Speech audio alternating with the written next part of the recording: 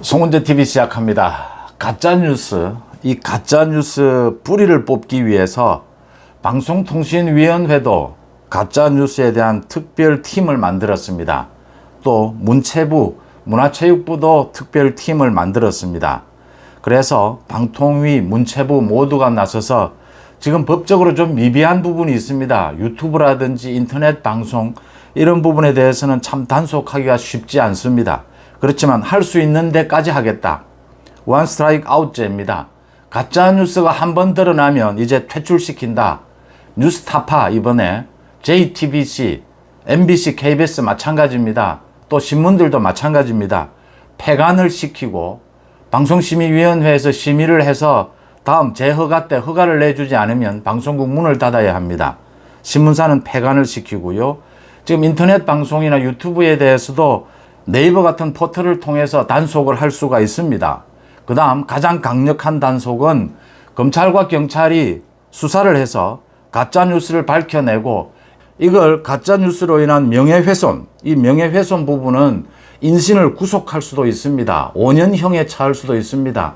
또 100억, 200억씩 손해배상 소송을 청구할 수도 있습니다. 이렇게 하면 제가 장담하건대 이렇게 하면 가짜뉴스 없어집니다. 절대 하지 않습니다. 너무나 겁나거든요. 이 가짜뉴스를 퍼뜨리는 사람들은 굉장히 비겁한 사람들입니다. 대부분. 언론사도 마찬가지입니다. 이렇게 이제 나서기로 했다.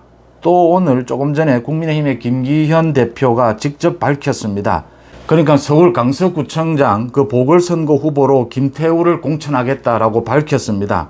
조국이 유죄면 김태우는 무죄다. 윤석열 대통령이 김태우에 대해서 사면 복권을 한 그 뜻, 이건 대법원이 잘못된 것이다. 지금 대한민국의 사법부가 잘못 판단한 것이다. 그 부분에 대해서 대통령이 결단을 내린 것입니다. 거기에 발맞춰서 김태우를 공천하겠다라고 했습니다. 이 가짜뉴스에 대한 부분, 김태우에 대한 부분, 제가 여러분들과 함께 송은재 TV를 하면서 아마 가장 많이 이야기를 했고 가장 먼저 제기했던 문제였습니다. 김기현 대표로서는 참 고민되는 부분이 많았을 겁니다. 김태우를 공천하는데.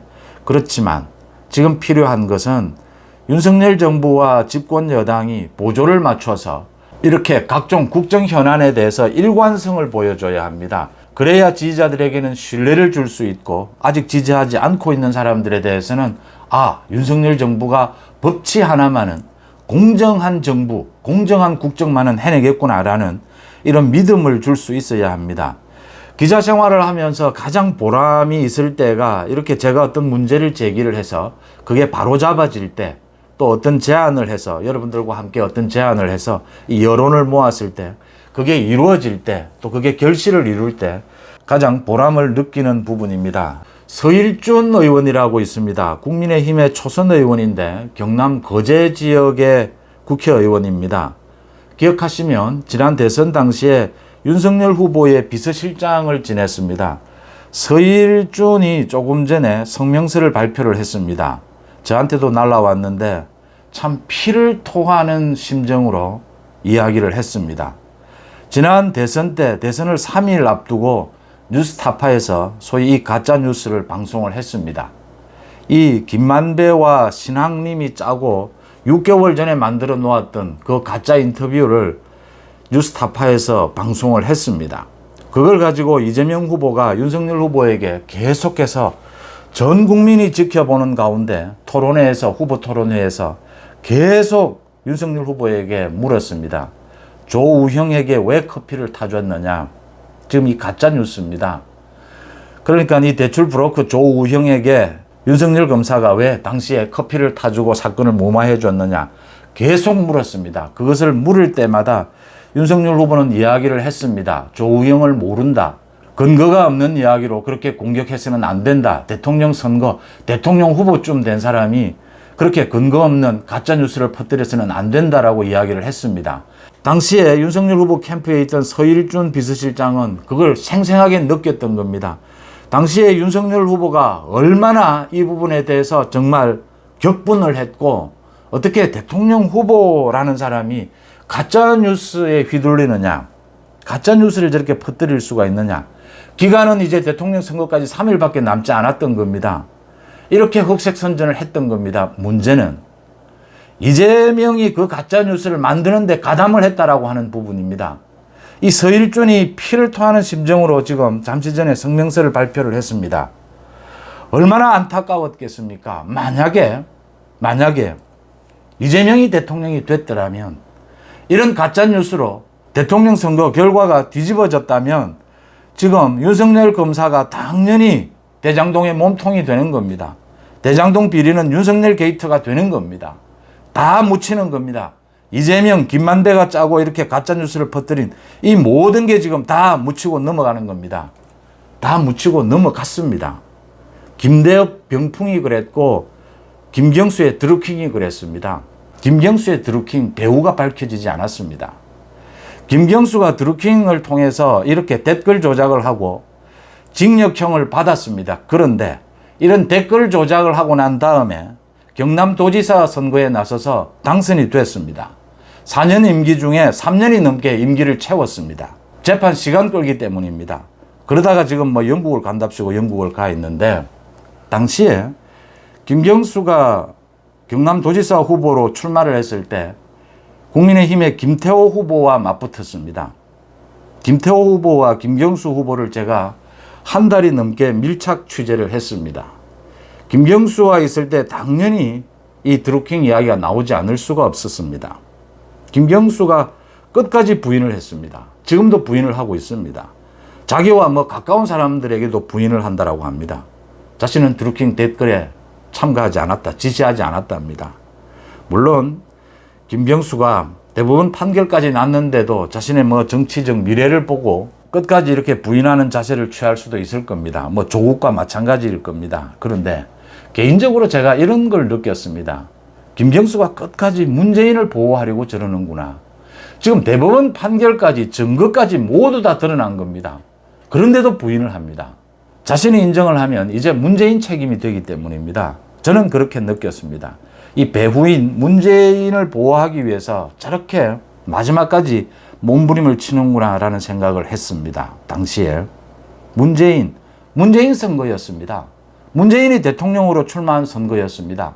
김경수가 어디 모자라는 사람이 아니라면 김경수가 문재인의 지시 없이 김경수가 독자적으로 이런 드루킹 댓글을 조작을 했다면 아마 난리가 났을 겁니다. 그러니까 그 당시에 대선 후보, 문재인 대선 후보의 수행단장이었습니다. 김경수가. 하루 종일 두 사람이 붙어 있었습니다. 그런 가운데 댓글 조작이 일어난 겁니다. 하루 종일, 다른 사람은 몰라도 문재인과 김경수는 하루 종일 붙어 다녔습니다. 제가 본 것만 해도 수도 없습니다. 현장에서 만난 경우만 해도. 그런 김경수가 문재인의 지시 없이, 허락 없이 댓글 조작을 했다? 김경수 스타일을 아는 사람들은 그건 도저히 불가능한 일입니다.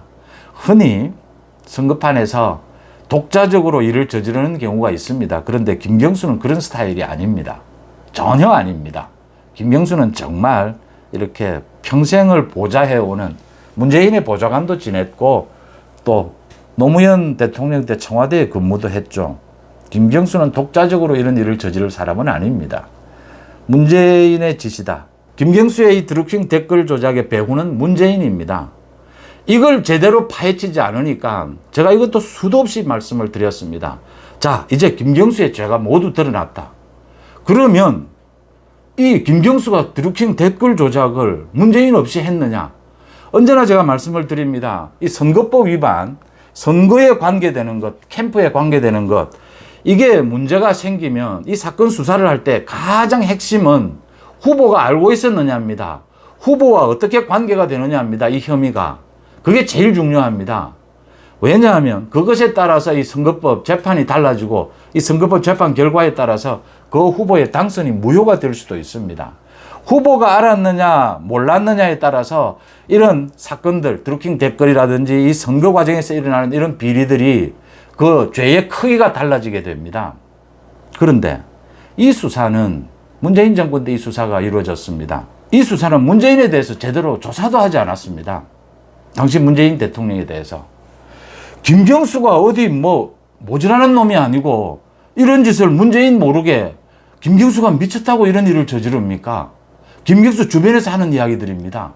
김경수가 경남도지사를 지낼 때 주변에서 나오는 한숨 섞인 이야기였습니다. 다시 이재명으로 돌아가겠습니다. 지난 대선 때 이재명을 당선시키기 위해서 김만배가 이 대장동 비리가 이재명으로 튀어서는 안 된다. 전부 유동규가 뇌물을 받은 걸로 막아야 된다. 그 다음 가짜 뉴스를 만들어 퍼뜨렸습니다. 이재명의 당선을 위해서입니다. 김만배가 이렇게 가짜 뉴스를 퍼뜨리는데 각종 언론, 인터넷, 방송, 각종 유튜브가 모두 동원이 됐습니다. 이게 검찰까지 동원이 됐습니다. 서울중앙지검에 검사 20명으로 구성이 됐던 대장동 비리 수사팀이 이걸 무마했습니다.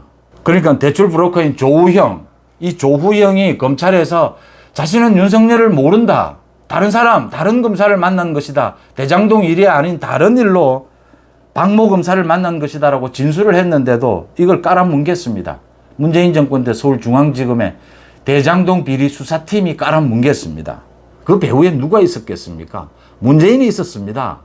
이 지금 김만배의 가짜뉴스, 이 대선 공작 뒤에는 이재명과 문재인이 있었던 겁니다. 다시 정리를 하겠습니다.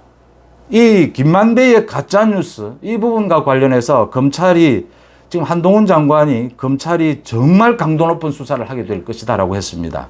당연한 일입니다. 검찰이 수사를 하면서 배후를 밝혀야 합니다. 배후는 이재명과 문재인입니다. 동시에 김경수의 드루킹 댓글의 배후를 밝혀야 합니다. 문재인이 그 배후인지 아닌지를 밝혀야 합니다. 그 수사는 그렇게 어렵지 않습니다. 문재인과 관계되는, 김정숙과 관계되는 그 드루킹 쪽과의 관계되는 부분도 많이 지금 자료가 나와 있습니다. 김경수가 계속 부인하는 까닭, 자신의 정치적 미래를 위해서 저는 아니라고 봅니다. 문재인을 보호하기 위해서입니다. 문재인을 김경수의 스타일상 문재인을 보호하는 부분이 아니었다면 김경수는 일찌감치 이 부분을 인정하고 아마 재판을 받고 일찍 이 부분을 정리했을지도 모릅니다. 드루킹 댓글 조작의 배후를 밝혀야 합니다. 김만배 이 가짜뉴스의 배후를 밝혀야 합니다.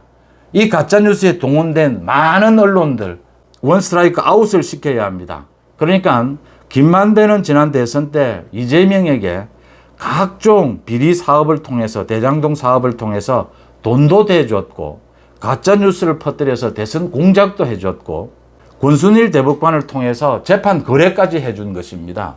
김만배는 어마어마한 이재명에게 어마어마한 일을 해줬다. 이 김만배와 이재명의 관계는 도대체 어디일까? 어디까지일까? 이 부분을 파고들어야 합니다. 드루킹 댓글 조작의 배후, 김만배 가짜뉴스의 배후를 밝히는 작업이 시급합니다. 여러분들은 어떻게 보십니까? 송은재TV 마칩니다. 고맙습니다.